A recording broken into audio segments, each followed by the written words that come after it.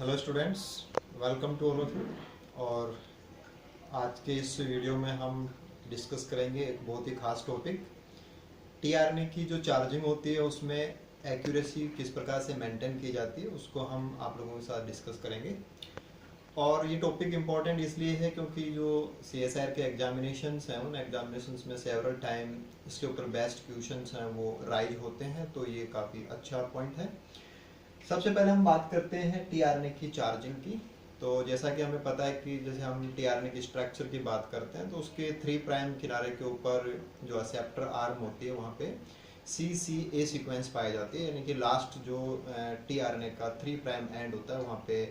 Adenosine present होता है और उस एडेनोसिन का 2 प्राइम OH और 2 प्राइम OH दोनों कंडीशन फ्री होती हैं। और उन्हीं 2 प्राइम OH और 3 प्राइम OH के ऊपर पर्टिकुलर जो भी अमीनो एसिड होता है उस अमीनो एसिड को हाई एसिड लिंकेज जो बॉन्ड होता है उस बॉन्ड की वजह से जोड़ा जाता है। और ये जो टीआरएनए के साथ में अमीनो एसिड को जोड़ने का जो बॉन्डिंग का काम है ये एक खास एंजाइम करता है और उस एंजाइम को हम कहते हैं अमीनो एसिड टीआरएनए सिंथेटेज। तो देखा जाए तो अमीनो एसिड टीआरएनए सिंथेटेज किसी टीआरएनए के ऊपर अमीनो एसिड को लगाता है, that is called a charging. ये एक एटीपी डिपेंडेंट प्रोसेस होती है जिसमें एटीपी को कंज्यूम किया जाता है। तो चार्जिंग की प्रोसेस में आपके साथ यहाँ पे डिस्कस नहीं कर रहा, वो एक सिंपल इश्यू है। मैं आपके साथ डिस्कस कर रहा हूँ कि चार्जिंग के अंदर गलतियाँ ना हो, यानी कि सही वाला अमीनो एसिड ही सही वाले टीआरएनए के साथ में बाइंड हो, तो ये एक्यूरेसी मेंटेन कैसी होती है। और जो हमारा डेडिकेट एंजाइम जो होता है that is amino acid tRNA synthetase, वो ये जो हाई फाइडेलिटी है उसको कैसे मेंटेन करता है। सबसे पहले हम बात करते हैं कि हाई फाइडेलिटी इतनी ज़रूरी क्यों है। क्योंकि हम बात करें कि जैसे ही टीआरएनए के ऊपर अमीनो एसिड लग जाएगा वो चार्ज हो जाएगा, तो दैट चार्ज टीआरएनए है that will be utilise in the process of translation at the ribosome. तो जैसे ही चार्ज अमीनो एसिड्स हैं वो राइबोसोम के ऊपर पहुंचेंगे टीआरएनए के साथ अटैच होकर के, और राइबोसोम के ऊपर जब हम पेप्टाइड बॉन्ड फॉर्मेशन या पेप्टाइड ट्रांसफरेज रिएक्शन सेंटर की बात करते हैं तो वहाँ पे राइबोसोम के ऊपर टीआरएनए के साथ में जो वर्क होता है वो कोई बहुत ज़्यादा एक्यूरेसी वाला वर्क और करेक्ट और इनकरेक्ट को जज करने वाला वर्क ना होकर के टीआरएनए का एंटीकोडॉन और राइबोसोम के साथ जो एमआरएनए होता है उसमें जो कोडॉन होता है, तो कोडॉन और एंटीकोडॉन की जस्ट मैचिंग होती है। यानी कि राइबोसोम के ऊपर जो प्रोटीन सिंथेसिस होता है तो वहाँ पे कोडॉन एंटीकोडॉन की जो मैचिंग है वो हाईली इंपॉर्टेंट होती है। और टीआरएनए के ऊपर कौन सा अमीनो एसिड लग करके आ रहा है इसको राइबोसोम चेक नहीं करता है। और आप ये भी कह सकते हैं कि राइबोसोम केवल कोडॉन एंटीकोडॉन को ही चेक कर पाता है, वो अमीनो एसिड को लेकर के ब्लाइंड होता है। तो कौन सा अमीनो एसिड टीआरएनए के ऊपर लगा हुआ है ये राइबोसोमल मशीनरी को पता नहीं चलता है। तो जब कोई भी अमीनो एसिड अगर टीआरएनए के ऊपर लग जाए और वो कोडॉन एंटीकोडॉन मैचिंग अगर दे दे तो वो प्रोटीन के अंदर इनकॉर्पोरेट हो सकता है, और ऐसी कंडीशन के अंदर हमारी जो प्रोटीन है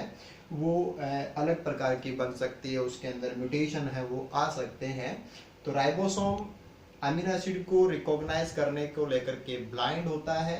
तो जब इस कंडीशन की हम बात कर रहे हैं कि राइबोसोम अमीनो एसिड को रिकॉग्नाइज नहीं कर पाता, उसके कुछ एक्सपेरिमेंटल प्रूफ्स भी हैं जिनके आधार पे ये प्रूव किया जा चुका है कि जो राइबोसोम है वो केवल कोडॉन एंटीकोडॉन मैचिंग करता है, वो अमीनो एसिड को चेक नहीं करता है। तो ऐसी कंडीशन के अंदर जो सारी रिस्पॉन्सिबिलिटी आ जाती है कि सही वाले टीआरएनए के ऊपर ही सही वाला जो अमीनो एसिड है वो लगाया जाए, तो वो चार्जिंग वाले एंजाइम के ऊपर सारी जिम्मेदारी आ जाती है। यानी कि जो पूरा का पूरा चार्जिंग का रिस्पॉन्सिबिलिटी है कि करेक्ट वाले टीआरएनए के ऊपर ही करेक्ट वाला अमीनो एसिड है वो लगे, तो that responsibility is only and only carried out by amino acid tRNA synthetase. अब ये तो हम समझ गए कि अमीनो एसिड टीआरएनए सिंथेटेज की सारी जिम्मेदारी है कि सही वाले टीआरएनए के ऊपर सही वाला अमीनो एसिड ही लगना चाहिए। लेकिन जब हम बात करते हैं सेल की, और सेल के अंदर जो टीआरएनए प्रेजेंट है और जो अमीनो एसिड्स प्रेजेंट होते हैं और जो जेनेटिक कोड की जो टेबल हमारे पास जो इन्फॉर्मेशन देती है, अगर हम उन सारी चीज़ों को कलेक्टिवली देखें तो हमें पता चलेगा कि जेनेटिक कोड की टेबल में हमें साफ पता लग जाएगा कि वहाँ पे कुछ तो स्टॉप कोडॉन है जिनके लिए कोई भी टीआरएनए नहीं होता है, लेकिन वहाँ पे फिर हम देखेंगे कि बहुत सारे ऐसे कोडॉन हैं जो किसी एक अमीनो एसिड के लिए कोड करते हैं। यानी कि ऐसे बहुत सारे टीआरएनए हैं जिनके एंटी कोडॉन तो अलग अलग है, बट वो अभी भी एक ही अमीनो एसिड को डिलीवर करेंगे। तो फिर समस्या और बढ़ जाती है एंजाइम के सामने कि कुछ तो ऐसे टीआरएनए हैं जो उस खास अमीनो एसिड के हैं ही नहीं, उनके ऊपर चार्जिंग नहीं होनी चाहिए, और एक ही जो अमीनो एसिड है उसके लिए भी खूब सारे टीआरएनए हैं, उन सब के ऊपर चार्जिंग होनी चाहिए। तो ये जो सारा डिस्क्रिप्शन है कि किस प्रकार से ये सारा चेक किया जाता है और कैसे एंजाइम सही वालों के ऊपर ही लगाता है और कैसे करेक्ट अमीनो एसिड को ही जोड़ पाता है, तो उसको हम यहाँ पे समझेंगे। तो एग्जाम्पल के रूप में हम जैसे ले रहे हैं कि हमारे पास टीआरएनए है, और ये जो टीआरएनए है ये टीआरएनए एक्चुअल में आइसोल्यूसिन वाला टीआरएनए। आइसोल्यूसिन वाला टीआरएनए बोलने का मतलब ये है कि इस टीआरएनए के एंटीकोडॉन के अंदर जो सीक्वेंस है वो जेनेटिक कोड की टेबल के अकॉर्डिंग अगर हम देखें तो वो आइसोल्यूसिन का कोड रिकॉग्नाइज करने वाला एंटीकोडॉन इनके पास है। और ऐसे टीआरएनए अगर हम उस टेबल को देखें, जेनेटिक टेबल को देखें, तो सेल के अंदर ऐसे 3 टीआरएनए होते हैं। यानी कि आइसोल्यूसिन के 3 कोड्स हैं जो जेनेटिक कोड की टेबल में आपको मिल जाएंगे कि 3 अलग अलग कोड, लेकिन वो अभी भी किसके लिए काम करते हैं? आइसोल्यूसिन के लिए काम करते हैं। तो पहली बात तो ये हो गई कि आइसोल्यूसिन केवल एक प्रकार के टीआरएनए के ऊपर नहीं लगेगा, ऐसे 3 टीआरएनए हैं जिनके एंटीकोडॉन अलग अलग है, तो उन सभी के ऊपर आइसोल्यूसिन ही लगेगा। तो ऐसे जितने भी टीआरएनए जो किसी एक अमीनो एसिड को डिलीवर करते हैं, कैरी करते हैं, या उसके लिए उनके पास एंटीकोडॉन प्रेजेंट होता है, वो आपस में कहलाते हैं आइसो एक्सेप्टिंग टीआरएनएज। क्या बोलेंगे इनको अपन? Iso accepting टीआरएनएज। यानी कि वो सारे के सारे ये तीनों के तीनों एक ही अमीनो एसिड को एक्सेप्ट करेंगे, that is isoleucine isoleucine isoleucine. हालांकि ये तीनों जो टीआरएनए होंगे उनका एंटीकोडॉन अलग अलग है, जो हम जेनेटिक कोड की टेबल से देख सकते हैं। तो पहली समस्या जो एंजाइम के सामने आएगी वो ये आएगी कि आइसोल्यूसिन को टीआरएनए के ऊपर लगाना तो है, बट ऐसे टीआरएनए सेल के अंदर 3 प्रेजेंट है। तो जितने भी आइसो एक्सेप्टिंग टीआरएनए हैं उन सब के ऊपर आइसोल्यूसिन लगना चाहिए।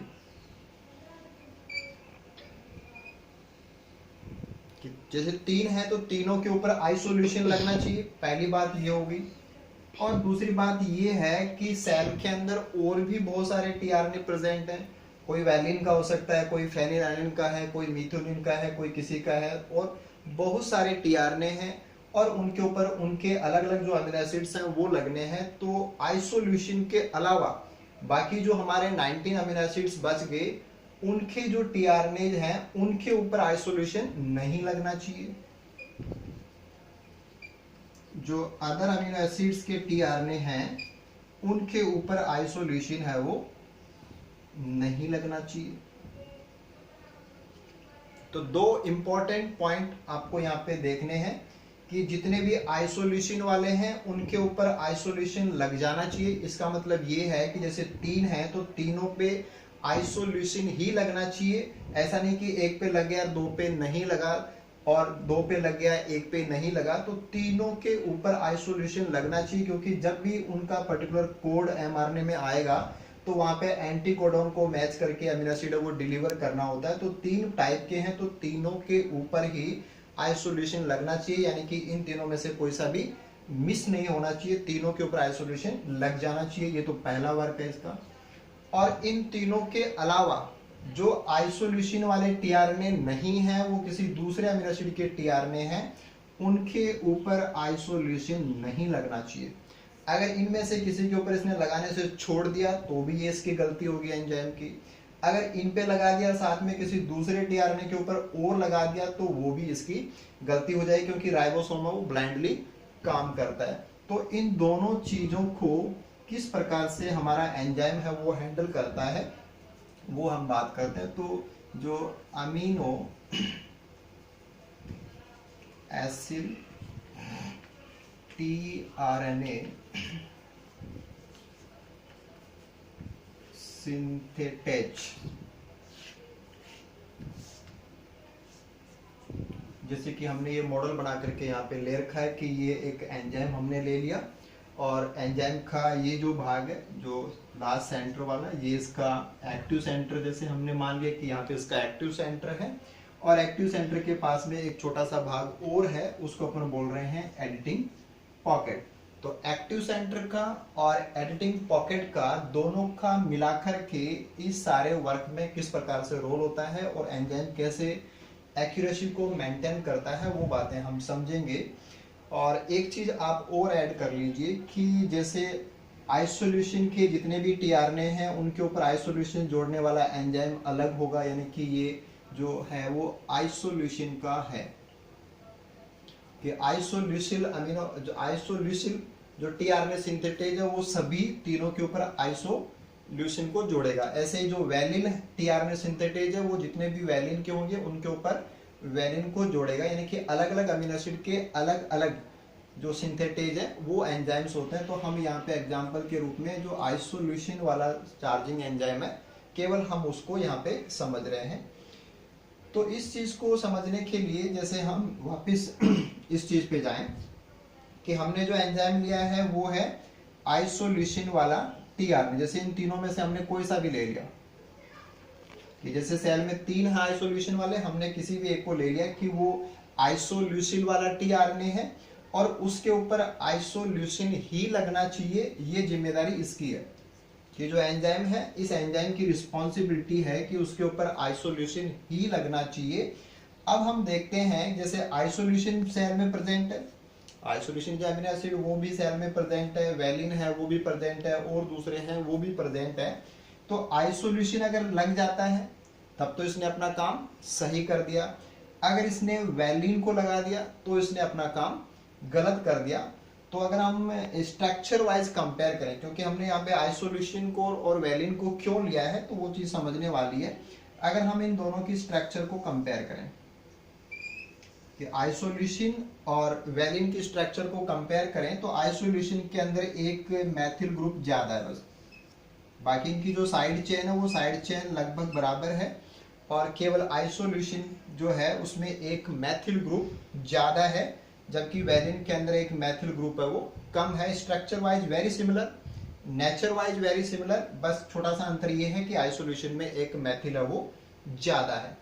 अब जैसे हम बात करते हैं एंजाइम की, तो एंजाइम का जो काम है कि चार्जिंग करना जो टीआरएनए है उस टीआरएनए के 3 प्राइम एंड के ऊपर जो CCA सीक्वेंस होती है, तो लास्ट का जो ये एडेनिन है इस एडेनिन की 2 प्राइम OH या इसका जो 3 प्राइम OH है, इन दोनों में से दोनों के ऊपर ही चार्जिंग हो सकती है। इसके ऊपर चार्जिंग करने वाले एंजाइम भी होते हैं और इसके ऊपर करने वाले भी होते हैं और सेल में एट ए टाइम दोनों की जो अमाउंट है वो लगभग एक जो इक्विलिब्रियम है उसके अंदर मेंटेन रहती है। और जो अमीनो एसिड्स होते हैं इन अमीनो एसिड्स का जो कार्बोक्सिल टर्मिनस होता है, ये कार्बोक्सिल टर्मिनस इनके साथ में अटैच किया जाता है। वो चार्जिंग की प्रोसेस थी जहाँ पे इनके बीच में हाई एसिड लिंकेज वो बनता है और ये सारा काम ये सिंथेटेज एंजाइम है ये कराते हैं। तो वो तो इनका रूटीन कर्म है कि जो सिंथेटेज एंजाइम है वो यहाँ पे चार्जिंग इस प्रकार से कोज करते हैं और ये चार्जिंग जहाँ पे होगी, एंजाइम जहाँ पे काम करेगा हम उसको बोलते हैं उसके एक्टिव साइट,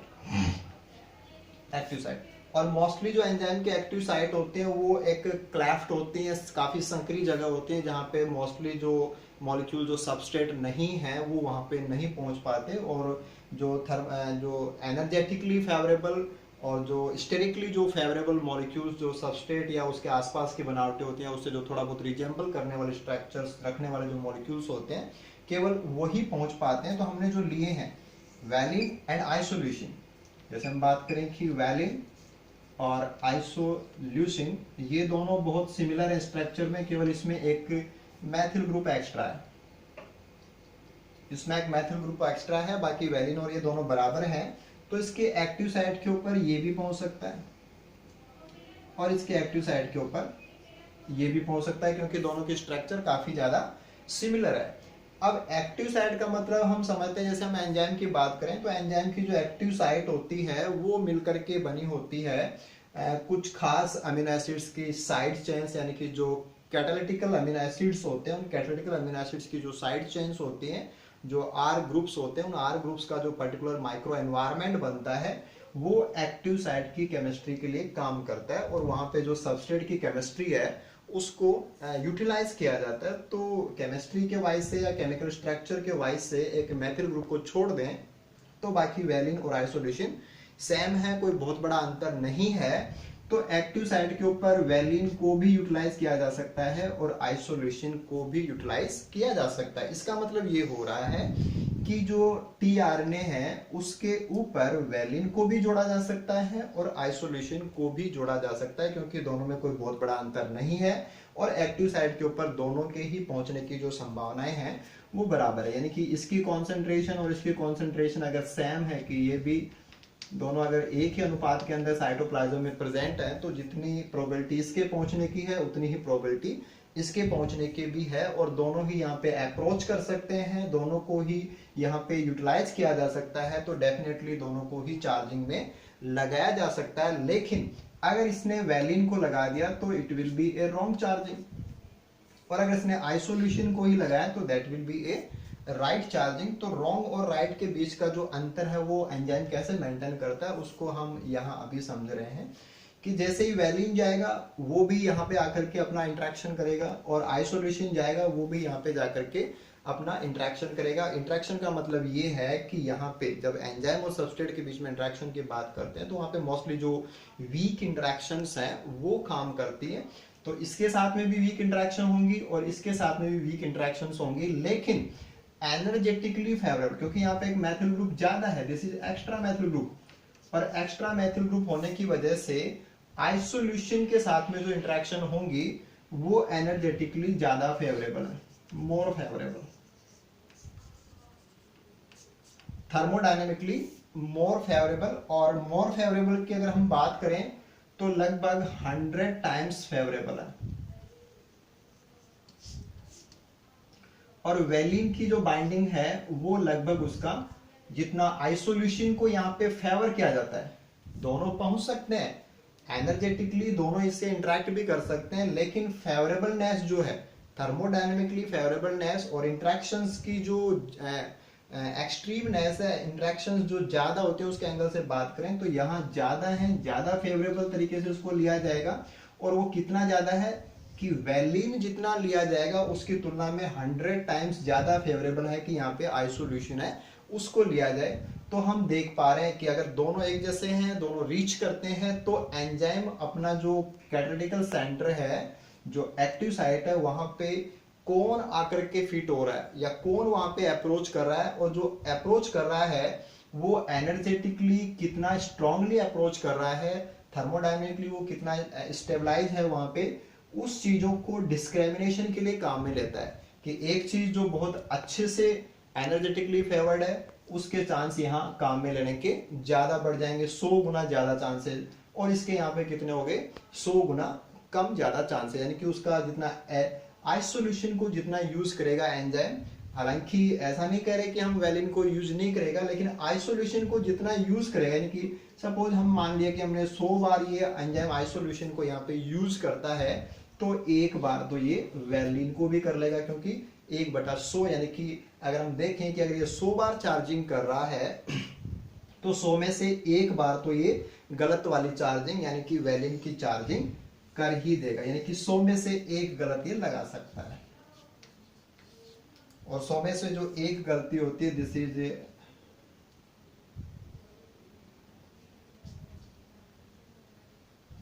0.01, और हम इसको कह सकते हैं कि ये कितनी गलती है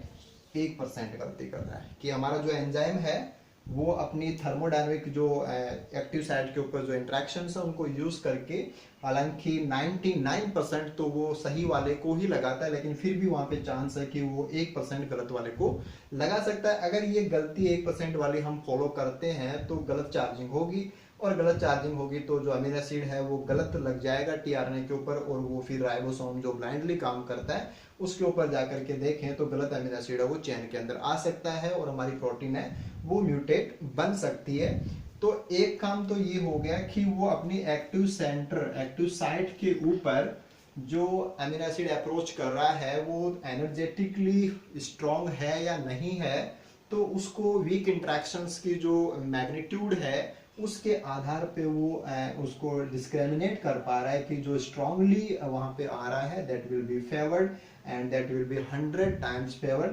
किसके कंपैरिजन में जो वहां पे थोड़ा सा वीकली आ रहा है। तो यहाँ पे एक लेवल हो गया कि एक लेवल हमारे पास ये आ गया कि जो एनर्जेटिकली फेवरेबल नहीं है वो यहाँ पे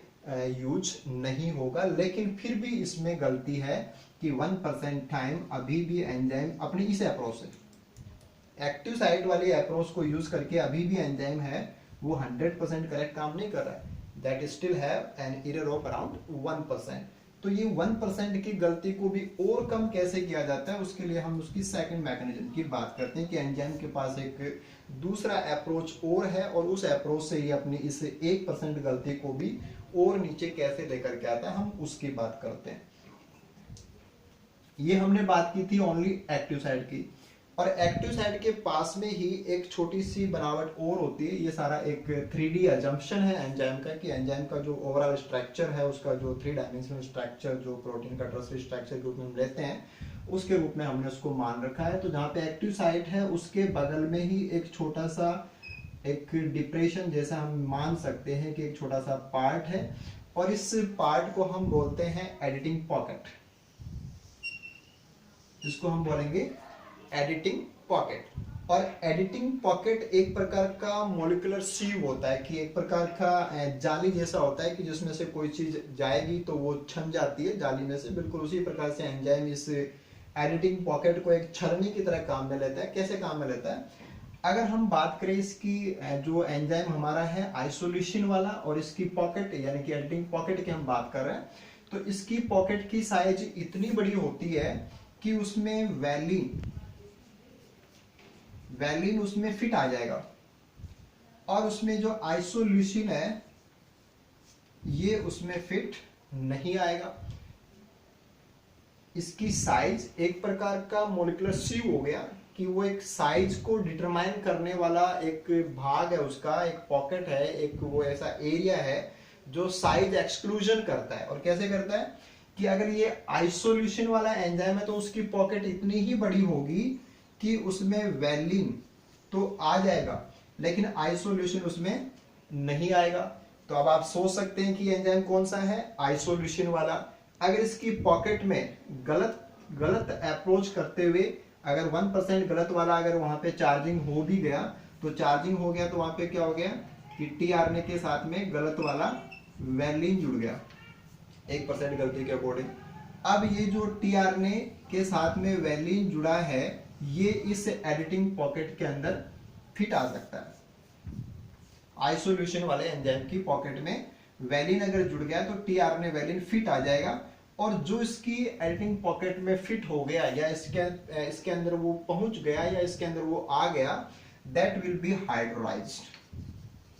तो वो फिर उसका जो बॉन्ड है वो बॉन्ड तोड़ दिया जाएगा, हाइड्रोलाइसिस उसका हो जाएगा, और हाइड्रोलाइसिस हो जाएगा तो हम समझ सकते हैं कि टीआरएनए अलग हो जाएगा, और जो उसके साथ में गलत जुड़ा हुआ वैलिन था वो वैलिन एक फ्री अमीनो एसिड के रूप में सेपरेट हो जाएगा, और इसकी खुद की पॉकेट में खुद वाला और इससे बड़े वाले नहीं आ पाएंगे। तो अगर ये भी इसकी पॉकेट में आ जाता है तो ये भी क्या हो जाता है, हाइड्रोलाइज होता है, और ये भी टूट जाता। तो एक तो हमने देखा कि वो अपनी गलतियों को एनर्जेटिकली फेवरेबल है या नहीं है अप्रोच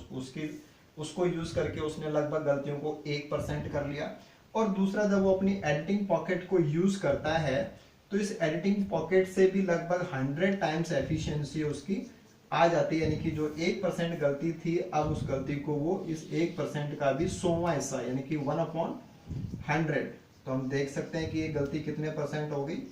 0.01%। तो हमने दो एंगल की बातें की हैं कि जो भी हमारा एंजाइम होता है उसका बहुत बड़ा एक चैलेंजिंग रोल है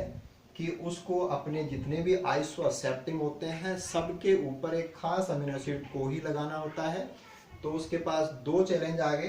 कि आइसोएक्सेप्टिंग को रिकॉग्नाइज करना और अमीनो एसिड कौन सा है उसको रिकॉग्नाइज करना। और ये जो रिकॉग्निशन है, इस रिकॉग्निशन के लिए वो जितने आइसोएक्सेप्टिंग आप लेंगे उनके सबके एंटी कोडॉन अलग अलग हैं। तो एंटी कोडॉन वाली जो भाग है उसके ऊपर हमारा एंजाइम रिले नहीं कर सकता।